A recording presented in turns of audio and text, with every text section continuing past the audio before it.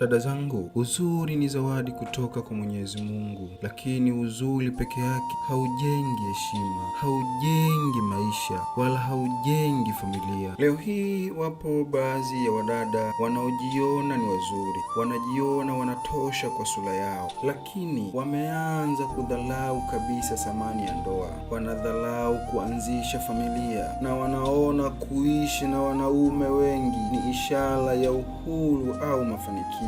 Lakini ukweli ni huu: mwanamke hapimwi kwa wanaume wengi wanaokuzunguka. Mwanamke hapimwi kwa umaarufu au muonekano wake mtandaoni. Mwanamke anapimwa kwa heshima yake, maamuzi yake na mwelekeo wa maisha yake. Kujivua utu wako kwa ajili ya fedha, starehe au sifa za watu hakumaanishi kuwa umefanikiwa, bali ni kuchezea thamani yako mwenyewe. Wadada, maisha siyo leo tu, kesho ipo, uzee upo.